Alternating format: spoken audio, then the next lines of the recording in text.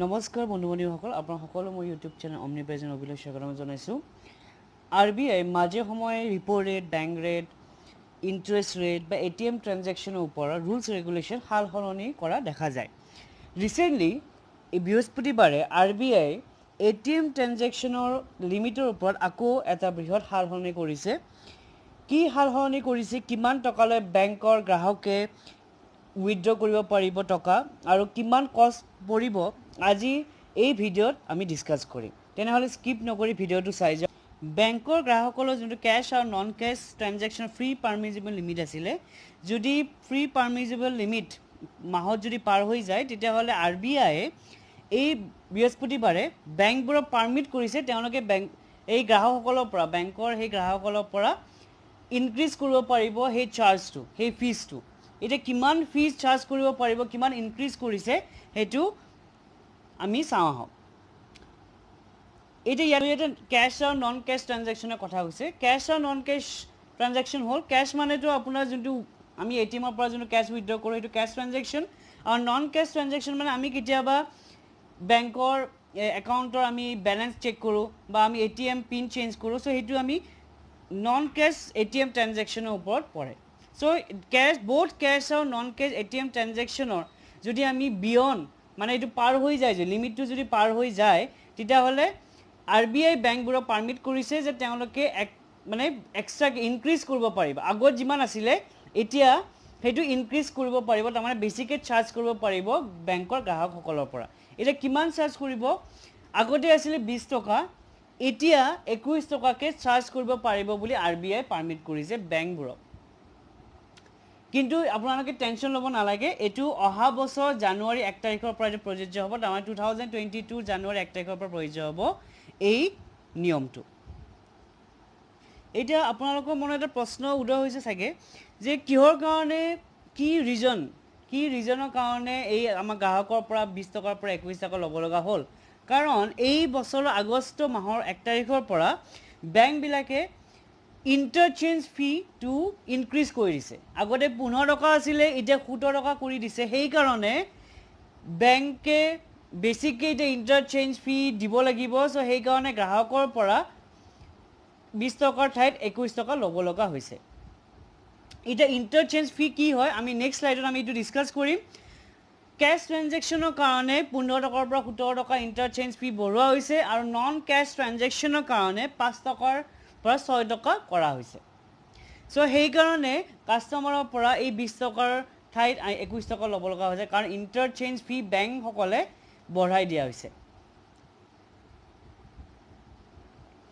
এতিয়া চাওঁচোন আহক গ্ৰাহকসকলে কিমানটা ট্ৰানজেকশ্যনলৈ ফ্ৰী ট্ৰানজেকশ্যন তেনেকৈ কৰিব পাৰিব so customer will continue to remain eligible for 5 free transactions তাৰমানে 5টা ফ্ৰী ট্ৰানজেকশ্যন কৰিব পাৰিব মাহত 5টা তেওঁলোকে গ্ৰাহকসকলে ফ্ৰী ট্ৰানজেকশ্যন কৰিব পাৰিব উইদাউট পেইং এনি ফিজ এটা 1 টকাও তেওঁলোকে দিব নালাগিব কিন্তু নিজৰ বেংকৰ এটিএম হ'ব লাগিব যেনেকৈ ফৰ এক্সাম্পল মোৰ যদি এছবিআই এটিএম আছে মই এছবিআই কাৰ্ডখন লৈ পেলাই এছবিআই এটিএমৰ পৰাহে মই মাহত 5 বাৰ ফ্ৰী মই উইথড্ৰ কৰিব পাৰিম কিন্তু যদি মই বেলেগ বেংকৰ এটিএমৰ পৰা যদি মই উইথড্ৰ কৰোঁ মোৰ তাত এছবিআই কাৰ্ড আছে কিন্তু মই বেলেগ বেংকৰ পৰা বেংকৰ এটিএমৰ পৰা যদি মই উইথড্ৰ কৰোঁ মই তেতিয়া কিমান ফ্ৰী পাম 3টা ফ্ৰী ট্ৰানজেকশ্যন পাম 3টা ফ্ৰী ট্ৰানজেকশ্যন পাম মই বেলেগ বেংকৰ এটিএমৰ পৰা এতিয়া যদি সেই 5টা যদি ফ্ৰী ট্ৰানজেকশ্যন নিজৰ বেংকৰ যোনটো 5টা ফ্ৰী ট্ৰানজেকশ্যন যদি পাৰ হৈ যায় আৰু যদি বেলেগ বেংকৰ 3টা ট্ৰানজেকশ্যন যদি পাৰ হৈ যায় তেতিয়াহ'লে মই 21 rupees পে কৰিব লাগিব পাৰ ট্ৰানজেকশ্যন মই 21 rupees পে কৰিব লাগিব এইটোৱেই হ'ল আৰবিআই কৰা নতুন নিয়ম সো আপোনালোকে মনত ৰাখিব নিজৰ বেংকৰ এটিএমৰ পৰা আপুনি 5 বাৰ ট্ৰানজেকশ্যন কৰিব পাৰিব প্ৰতি মাহত আৰু বেলেগ বেংকৰ এটিএমৰ পৰা আপুনি 3 বাৰহে আপুনি পইচাটো উইথড্ৰ কৰিব পাৰিব পাৰ মান্থ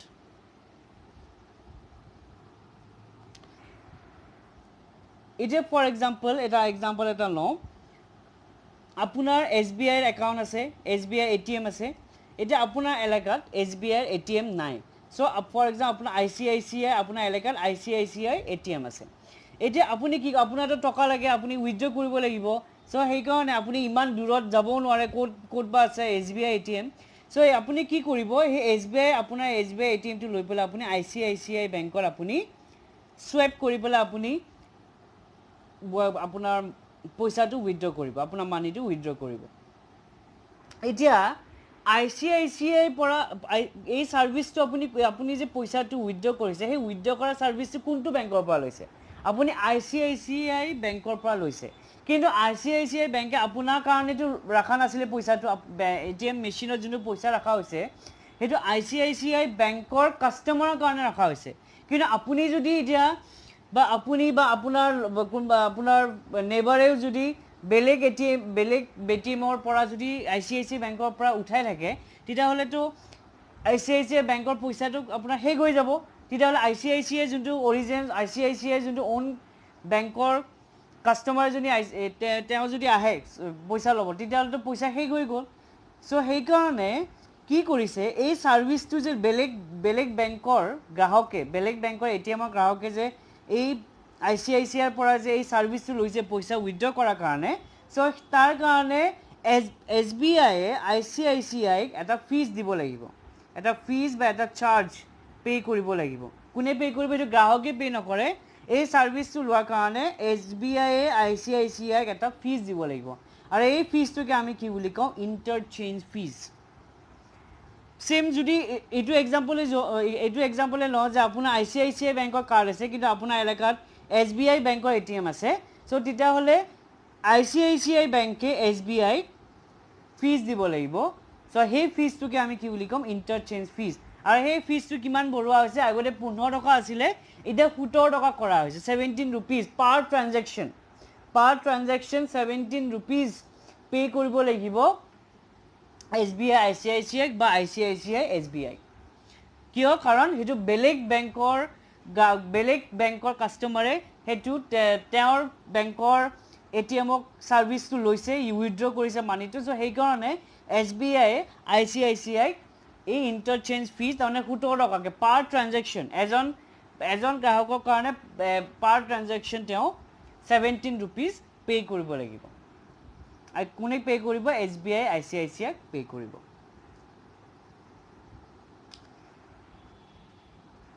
এতিয়া আমাৰ ATM কিমান আছে যদি আমি কেয়া কৰো আমি যে চাও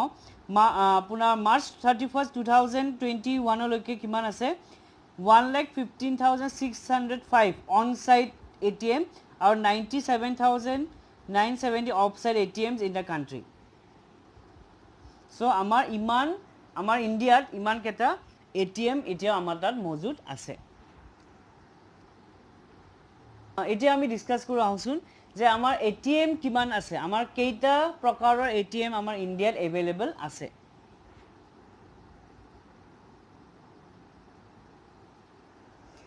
ফাৰ্স্ট ATM টো হল আপোনাৰ ফাৰ্স্ট টাইপ টো হল ATM or on site ATM so on site ATM মানে কি ফৰ এক্সাম্পল SBI যেনেকুৱা ব্ৰাঞ্চ আছে সো ব্ৰাঞ্চৰ লগতে আপোনাৰ ATM টো আছে সো সেই ATM কে আমি কি বুলি কম on site ATM তাৰমানে ব্ৰাঞ্চৰ লগতে যদি ATM টো যদি স্থাপন কৰা থাকে তেতিয়া হলে আমি তাক on site ATM বুলি কওঁ নেগা ফটো দেখা পাইছে এটো ব্ৰাঞ্চ আৰু তাৰ লগতে ATM টো স্থাপন কৰা হৈছে সো এই ATM কে আমি কি বুলি কওঁ on site ATM next ATM type to hold off site ATM off site মানে কি যোনটো আপোনাৰ ব্ৰাঞ্চৰ লগতে নহয় বেলেগত সেই ATM টো স্থাপন কৰা হৈছে যেনেকুৱা এয়াৰপৰ্টে হওক বা ৰেলৱে ষ্টেচনে হওক বা শপিং মল বা সিনেমা হলত যেনেকুৱা আপোনালোকে দেখে SBI Punjab national bank ICICI বেংকৰ সো সেই বেংকৰ ATM আমি কি বুলি কম off site ATM next type to hol ATM or white label ATM so white label ATM মানে কি non banking financial institution NBFC से non banking financial institution এ যদি ATM অপাৰেট কৰে গ্ৰাহকৰ কাৰণে ATM অপাৰেট কৰে তেতিয়া হলে সেই ATM সকল আমি কি বুলি কওঁ white label ATM কাৰণ কিয় white label ATM টো কৰা হৈছে আৰু এটো RBI পাৰমিট কৰিছে হে নন বেংকিং ফাইনান্সিয়াল ইনস্টিটিউশন সকল পাৰমিট কৰিছে যে তেওঁলোকে সেই NBFC সকলেও তেওঁলোকে অপাৰেট কৰিব পাৰে গ্ৰাহকৰ কাৰণে সেই ATMটো প্ৰভাইড কৰিব পাৰে আৰু কিয় কৰিছে কাৰণ SBI হওক বা ICICI হওক এটো ইম্পসিবল দ্যাট যে আমি সেই SBI বা ICICI প্ৰত্যেক এলেকাত বা প্ৰত্যেক গাঁৱে ভূঞে এটো সবতে যে ATM স্থাপন কৰা এটো সম্ভৱ নহয় বহুত কষ্ট ইনভলভ হৈ থাকে বহুত এক্সপেন্সেস ইনভলভ হৈ থাকে সো সেই কাৰণে এই নন বেংকিং ফাইনেন্সিয়েল ইনষ্টিটিউশনক অপাৰেট কৰিবৰ কাৰণে ATM টু সাৰ্ভিস দিবৰ কাৰণে এই বেংক কাস্টমাৰ সকলক সো এই হোৱাইট লেভেল ATM টু ইনগ্ৰেট কৰা হৈছে সো যেনেকৈ ইয়াতে আপোনাৰ দেখা পাইছে স্ক্ৰিনত ফটোখন ইন্ডিকেশ সো সেই ইন্ডিকেশ টু হল আপোনাৰ টাটাৰ সো ফাৰ্স্ট হেতু white level ATM in India টাটাই সেই ইন্ডিকেশ এই ATM সাৰ্ভিসটো স্টাৰ্ট কৰিছিলে সো এই ইন্ডিকেশটো এতিয়া সবতে আছে সব আপোনাৰ এভেইলেবল তো আপোনাৰ সেমি আৰবানে হওক বা ৰুৰাল এৰিয়াছে হওক এই এনেকুৱা ধৰণৰ NBFC সে আপোনাৰ এই আপোনাৰ white level ATM to operate কৰে আৰু তাৰ কাৰণে এই যে সাৰ্ভিস দিয়ে হোৱাইট লেভেল ATM দি আছে বেংকৰ গ্ৰাহকসকলৰ কাৰণে আৰু এই হোৱাইট লেভেল ATM সকলো ধৰণৰ আপুনি ট্ৰানজাকশন কৰিব পাৰে উইথড্ৰ কৰিব পাৰে আৰু সকলো বেংকে ইয়াতে কোনো স্পেসিফিক বেংকৰ ইয়াতে নাম নাই যে SBI ICICI Axis Bank সকলোৱে ইয়াতে এই ATMৰ পৰা পইচা উইথড্ৰ কৰিব পাৰিব আৰু তাৰ কাৰণে SBI বা ICICI বা আপোনাৰ সেন্ট্ৰেল বেংকে এই ইন্ডিকেশক পাৰ ট্ৰানজাকশনত আপুনি ইন্টাৰচেঞ্জ ফিজ যে মই কৈছে 17 টকা 17 रुपीस পে কৰিব লাগিব কাৰণ এই সাৰ্ভিসটো দিয়াৰ কাৰণে সো SBI বা Axis বেংকে এই ইন্ডিকেশক পাৰ ট্ৰানজাকশন 17 रुपीस কে দিব লাগিব সো এটোই হল white level ATM next ATM two হল ব্ৰাউন লেভেল ATM ব্ৰাউন লেভেল ATM কি হয় এটি SBI তো মানে আপোনাৰ গোটেই এলেকাত গুৱাহাটী গোটেই এলেকাত বা সেমি আৰবান এৰিয়া বা ৰুৰাল এৰিয়াত তো সবতে তো SBI এটা ATM মেচিন স্থাপন কৰিব নোৱাৰে সো সেই কাৰণে কি কৰে SBI এটা থাৰ্ড পাৰ্টি আৰু সেই third party maybe non banking financial institution হ'ব পাৰে বা কোনোবা কোম্পানী হ'ব পাৰে বা কৰ্পোৰেশ্যন হ'ব পাৰে সো তেওঁলোকে কি কৰে য'ত তেওঁলোকে ATM টো খুলিব স্থাপন কৰিব সেই এৰিয়াটোত তেওঁলোকৰ যোনটো ৰেন্ট সো সেই ৰেন্টটো সেই থাৰ্ড পাৰ্টিয়ে বিয়াৰ কৰিব সিকিউৰিটি গাৰ্ড যদি ATMৰ কাৰণে ৰাখিছে সো সিকিউৰিটি গাৰ্ডৰ পইচা সেই থাৰ্ড পাৰ্টি এই ইনষ্টিটিউশনটোৱে বিয়াৰ কৰিব AC ইলেক্ট্ৰিচিটি চাৰ্জ সো সেইবোৰ সকলো সেই থাৰ্ড পাৰ্টি কোম্পানীটোৱে বিয়াৰ কৰিব খালি SBI বা ICICI বা কানাড়া বেংকে সো তেওঁলোকে অকল ATMৰ মেচিনত যোনটো পইচা ডিপজিট কৰিব অকল তেওঁলোকে হেতুৱে কৰিব পাৰিব আৰু বাকিখিনি সকলো এক্সপেন্সেস সকলো কষ্ট সো থাৰ্ড পাৰ্টি কোম্পানীটোৱে বিয়াৰ কৰিব আৰু তেওঁলোকে কিন্তু নিজৰ নাম বা নিজৰ কৰ্পোৰেশ্যন বা কোম্পানীৰ নেম লগাব নোৱাৰে ব্ৰাউন লেভেল ATMত এইটো হোৱাইট লেভেল ATMতে তেওঁলোকে কৰিব পাৰিব কিন্তু ব্ৰাউন লেভেল ATMত সেই পাৰ্টিকুলাৰ সেই SBI হওক বা ICICI হওক তেওঁলোকৰ সেই লোগোটো তেওঁলোকে লগাব লাগিব তেওঁলোকৰ নিজৰ কোম্পানী লোগো লগাব নোৱাৰে সো আপোনালোকে গমে নাপাব যে এইটো SBI নিজে কৰি অপাৰেট কৰি আছে নে বেলেগ এটা কোম্পানী অপাৰেট কৰি আছে আপুনি বাহিৰৰ পৰা গম নাপাব কিন্তু একচুয়ালি লোগোটো একে ৰাখাৰ কাৰণে SBI বা ICICI বেংকৰ লোগোটো ৰাখাৰ কাৰণে আপোনালোকে গমে নাপাব এইটো SBI নে এইটো বেলেগ থাৰ্ড পাৰ্টি ATM হয় সো সেই কাৰণে এই ATMকে আমি কি বুলি কম ব্ৰাউন লেভেল ATM the next type ATM হল গ্ৰীণ লেভেল ATM সো গ্ৰীণ লেভেল ATM ইমান ফেমাস নহয় সো মানুহে নাজানেও এইকেইটা যিকেইটা লাষ্টৰ যিকেইটা ATM চাৰিটা ATM সো মানুহে ইমান এৱেৰ নহয় মানুহে ইমান নাজানে তথাপিও মই কৈ দিছো যে গ্ৰীণ লেভেল ATM হল সো এই ATM বিলাক এগ্ৰিকালচাৰাল পাৰপাসৰ কাৰণে এই ATM বোৰ ইউজ কৰা হয় অৰেঞ্জ লেভেল ATM mainly for what share transaction share যোনটো সিকিউৰিটিছৰ ওপৰত বা শ্বেয়াৰ মাৰ্কেটত আমি যিবিলাক শ্বেয়াৰ ট্ৰানজাকশন কৰোঁ সো সেই ট্ৰানজাকশন কৰাৰ কাৰণে যদি ATM ইউজ কৰোঁ সেই ATM আমি অৰেঞ্জ লেভেল ATM বুলি কোৱা হয় next pink level ATM mainly for women ছোৱালী মহিলাসকলৰ কাৰণে এই পিংক লেভেল ATM টো এভেইলেবল আৰু লাষ্ট ATMৰ টাইপটো হল ইয়েলো লেভেল ATM যোনটো আমি ই-কমাৰ্চ বা অনলাইন ট্ৰানজেকশ্যনৰ কাৰণে যোনটো এটিএম ইউজ কৰোঁ সেই এটিএম আমি য়েল্লো লেভেল এটিএম বুলি কওঁ সো এইখিনি আছিল আমাৰ ইণ্ডিয়াত এটিএমৰ টাইপস